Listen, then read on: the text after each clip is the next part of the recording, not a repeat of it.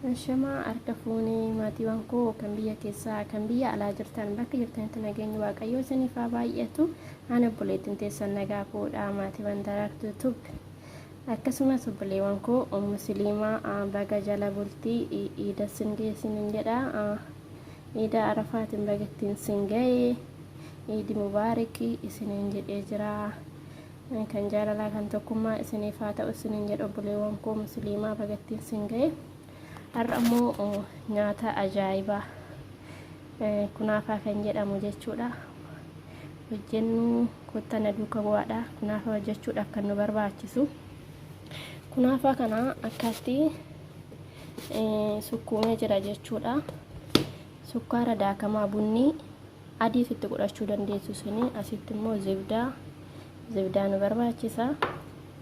Asitti immoo iddoon itti hojjedhu jechuudha. Kun immoo kasaraati isa kana nan daaka ganaadha. Naakas isiniin jedha. Hojjennu kottaa waliin na duuka bu'aa isiniin jedha.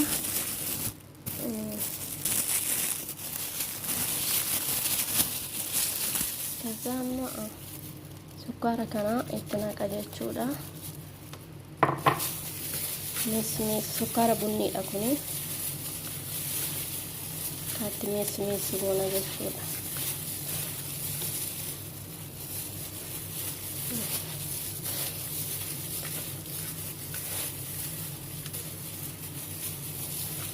Meessi goonee waliin geenya jechuudha akkaatti.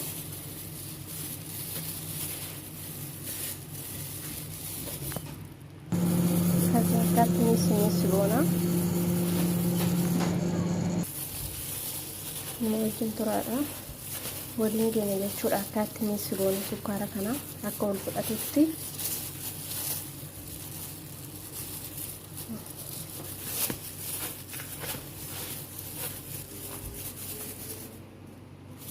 Zibdaa kanatti qina jechuudha nan ho'ise isa kana.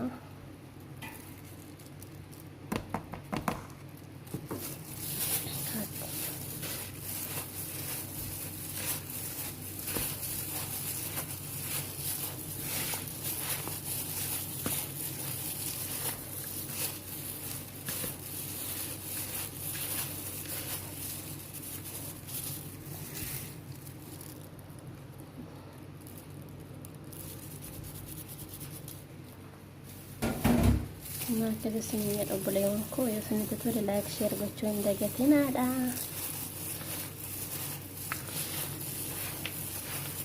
Kunaafaa baay'ee namatti tolu suuyitidha.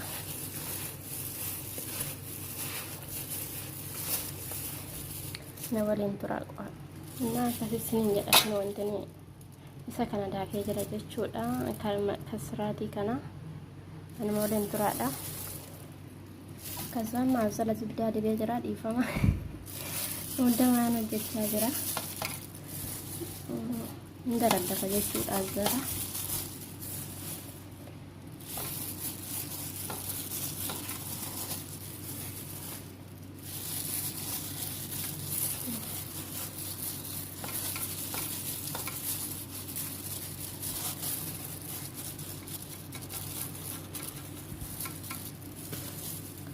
Booda amma isa kanatti keenya jechuudha jidduu isaatitti kan daanne kasaraatii kana. Isin garuu waan biraatiinis hojjechuu ni dandeessu kas ishtaadhani. Ani garuu kana waan barbaadaniin kanaan hojjedha. Akka namni barbaadu sun ta'een akka isaan barbaadanitti jajamnaaf kana goona jechuudha.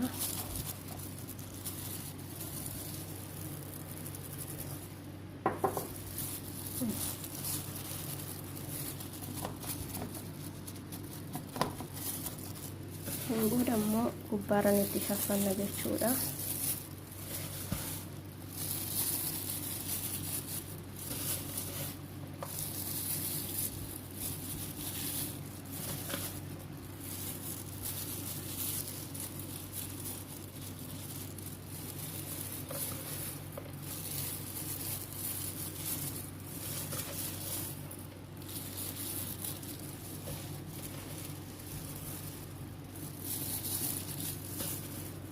jechaadha. Booda immoo xiqqoo hin dabaddabna jechuudha.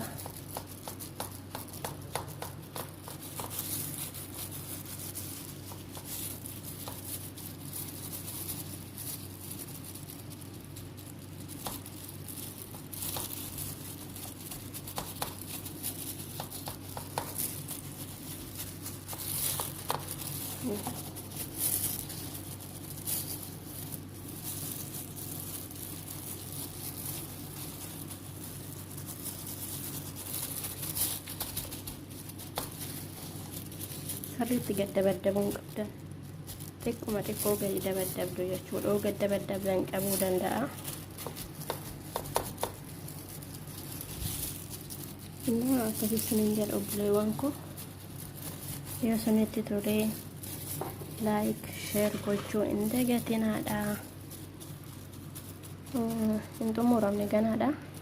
Walumatti deebinaa amma bilchaatuutti nama waliin turaa isiniin jedha. Akkatti dabaddabnee jirra jechuudha. Kun haafaa jedhama. Warri hin beeknumtuu hin jiru. Akkasii isiniin jedha. Amma immoo yeroo bilchaatetti gubbaa isaa irratti sukkaara sharbata nu barbaachisa. Asitti keenya jechuudha isa kanatti. Achiin booda burcuqquma kanaanii bishaan burcuqqoo tokkotti keenya.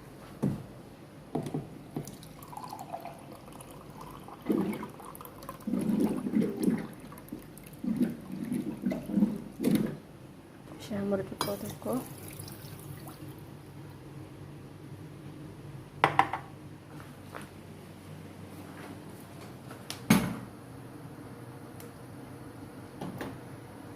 Booda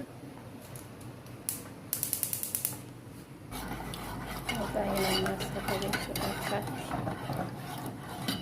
Kun gubbaarra gizee bilchaate sharbata isaadha jechuudha. Nama waliin turaa amma kennuu firoomii keessa galchee jira jechuudha. Amma bilchaatutti na waliin turaa isiniin jedha maatiiwwan koo. Turtiin keessaa nama waliinii walitti deebina jechuudha amma bilchaatutti.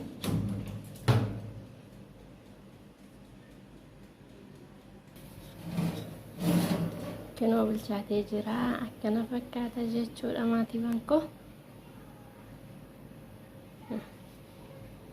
Kana ta'ee jira kinoo kalaasii akkana fakkaata jechuudha. Xumuramee jira. Kunaafan kiyyaa akkana fakkaata. Yoo isinitti tole laayik sheer gochuu hin dagatinaadha isiniin jedha maatiiwwan koo. Amma sharaba irratti haada sharaba jechuudha.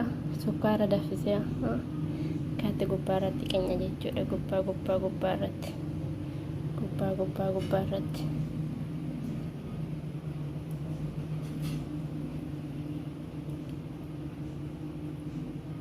Akkaatti.